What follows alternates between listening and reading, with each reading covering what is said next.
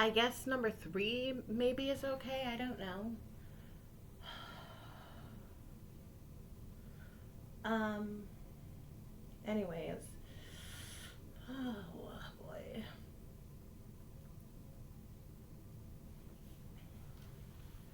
There was going to be a topic. What was the topic going to be? The topic of the day was going to be how technology how technology has totally taken people to an elemental degree of which is annoying because it has created this false illusion of perfection. So because of music videos and all of this human engagements, the this ideology or this mentality that women are supposed to be perfect and immaculately done 24/7, 365, and how they look at the videos is normal to look like that all the time. Like, seriously, even I am out of my mind to the point where I'm like, I really want a tummy tuck and a boob lift so I don't have to wear bras anymore. I can just run around here topless. God, I honestly, speaking about topless and clothing, let's go on that topic for just a second. I don't like the way that clothes feel on me sometimes. I get very frustrated because I don't like wearing clothes. Like, not too many clothes either. Like, I feel very uncomfortable wearing a lot of clothing. Like, seriously, I don't, look, I don't like panties. I think panties are annoying. I think sometimes, a lot of times, jeans are annoying, even if they're like shorts. Like, I like, I guess you could say their booty shorts are okay. I don't really like clothing though. Like, if I'm going to wear clothing, like the things that I actually feel like somewhat comfortable wearing is, I guess you could say this. Like, this is okay. This is not too much, but like even this, like this hurts. This is why I say a boob lift. I would like a boob lift because this, I'm how this is. Do you see this? I have to tie it up around my neck, and my neck hurts really bad because my boobs are really heavy. Okay, so it hurts my neck. And I think that boob lifts are not for little 20-year-olds and shit like that. I think that to do these surgeries, right? Realistically, I think that the surgery, if we're coming from a more rational mentality, I think it's for when you're done making children, like you've done you've done a sufficient job making children and your boobs get like even like heavier and saggier because you've had milk in them and they've changed because of when you had babies and your babies are really they're lovers of milk. I mean, I've heard that some women are they have complications with breastfeeding and things like that. I mean, to each their own, but um, sorry, but realistically, for those who have gotten like these titties that, like, if they're already big and then they start like changing and like gravity is not helpful and shit like that, like that is when, like, okay, you're however old, but you still look really good. And just a couple things, like same thing for like the tummy, like when your tummy stretches from having been pregnant, and like your skin is kind of like, it's not going to be the same. Some people or some women are able to do it because they were already tiny and they didn't gain too much weight, and good for them. I wasn't one of those women though. um, I'm not insecure about my body. um, I'm just, the way I feel is that this is what happens. This is what happens when you leave when you leave women around a bunch of fucking goddamn, what do we call it? Muggles. Harry Potter muggles. Like we're in Hogwarts or something. Oh my god. Like a Hufflepuff and Gryffindor animals and beasts. I mean, what I've noticed in this planet is that to be beautiful, whether it be naturally or with the help of cosmetics and surgical procedures, to be pretty requires a level of, I guess you could say, emotional resilience, if you will.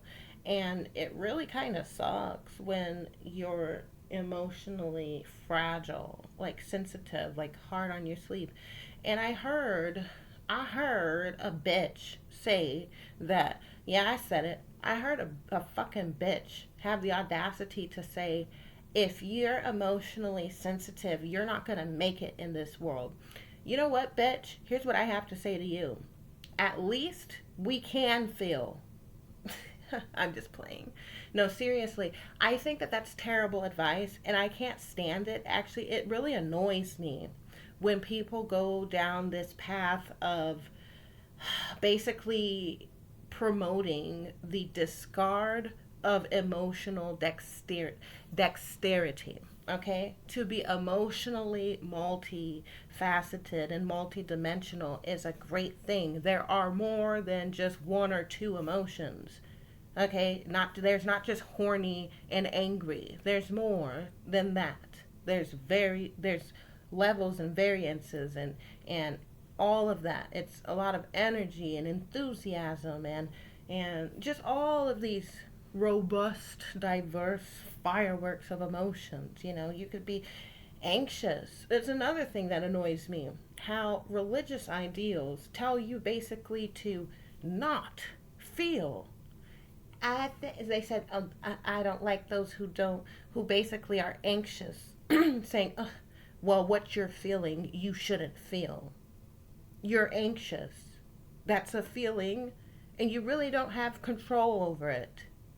And the fact that your religions are telling you that there's something wrong with you feeling what is natural, it's a response to whatever's going on in your environment or even within your own head, within your own thoughts. And basically saying you should shut down and you should oppose or to totally disengage from what you feel. It's really fucked up advice. A lot of fucked up advice, basically. Males are not allowed to have any feelings. Don't cry, you're a boy. You know, or you're such a girl. Yeah, no, well, here's the thing. There's a lot of emotional males, but they're not recognized as the disturbances that they are. And then those who either hide, suppress, or deny their feelings, they annoy the fuck out of me because it's like, damn, it is okay to feel whatever it is that you need to feel. Telling boys they're not allowed to be fearful, or you're not allowed to be scared. You're not allowed to show feelings. You're not allowed to be interested. You can't feel that and suck it up. And they do that. They do. I feel like the same type of programming that boys go through. I feel like that's what minority girls go through. That's why we're called masculine and aggressive and assertive. The same programming to that degree. And then the coddling and all that, it seems to be the ones who are always talking about, or who are often talking about things like anti-Semitism and what's the word? Bigoted, and oh, you're being bigoted and you're being racially motivated, you're being insensitive, and this political correctness nonsense garbage, because then it totally decapacitates the ability to have a freedom of speech. That's another thing. People who sue on the basis of language usage or written words. Oh, they wrote nigger on the wall. Oh, I should be entitled to sue them because they wrote nigger on a wall that I didn't build. I They put nigger on there, but they didn't put my name on there, so they could have been saying nigger to anybody. But because I'm brown, I'm going to go ahead and take credit and call myself this, and and I can sue. And they put rope They put rope on my door. Maybe because they want to tie you up and fuck you. Have you ever thought to think outside the box and not be so... See, that's what I feel when I hear these people talking about, you're so sensitive. I think people who sue on the behalf of language usage and taking offense, if somebody were to say, take this, I'm going to use this as an example. For instance, if someone were fucking, I guess, interested and inspired enough to write nigger on this wall here, if they were to write nigger on the wall, I would, that shit would be hilarious. I'd make a video out of it, and then I'd probably try to outline it too and draw nice colors and shit around it and add more to it if they really wrote on the wall. And because people are so not fun. They're not fun, and they don't know how to have fun sometimes. Like, that shit is, that's the least of my concerns. If somebody's writing on a wall, or if they were to spray paint on the what do you call it, the garage door, whatever, and they wrote nigger on there, I wouldn't give a fuck. I would fucking I'd try to mock them too and fucking say, yeah, you know, have fun with it, or paint over it and let them write on it again. So then you could install cameras and stuff and then get them in the action of them doing shit like that, you know, have fun with it. If somebody were to put a burning cross in the yard, I'd piss on it. If I had a penis, like if I had a penis, I'd pee on it to try and make the fire go out. Yeah, because people are, you want to talk about what's really sensitive? That shit is sensitive. I'm more concerned about what people actually do to me, my physical body, or to the property of which is mine. Outside of it, because that's the shit that pisses me off. And there's been a lot of instances where I've had my property as well as my physical body being disrespected, and all sorts of abuse and all sorts of shit that people ain't never been consequenced for, and had the audacity to get all uppity when I fucking retaliate or whatever. Like, you bitch made motherfucker, you're more upset by a burning cross and somebody writing on a wall or putting rope on your locker. Who cares? I'd start jumping rope with the shit just to fucking just to have a good laugh, because either they're gonna do it, or what they're saying is really honestly just...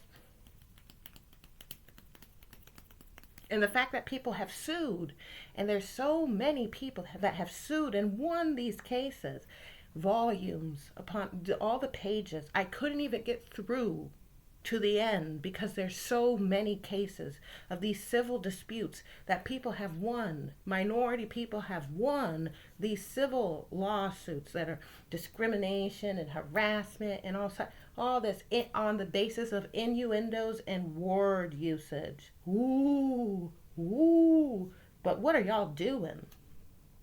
And when you use, you know, not so nice language, who does more damage? Who's doing what damage? What damage is done by a word like nigger?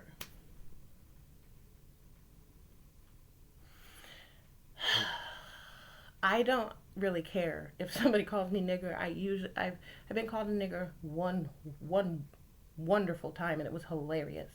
And I called him a nigger right back, and he looked at me like I was absolutely crazy, and it was, the look on his face was priceless to me. That was all I needed to really honestly give me a warm sensation inside.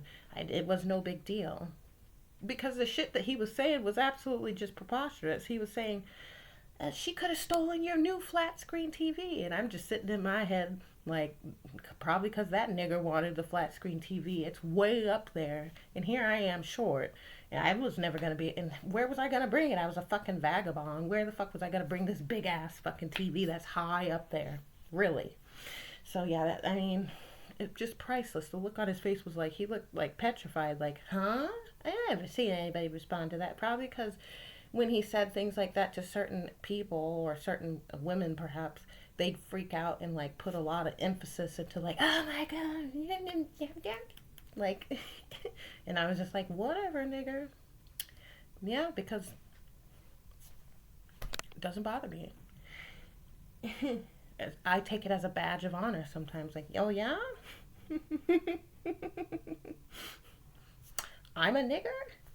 Wonderful. Good. So there you have it. That was a lot of topics. I hope you really enjoyed this video.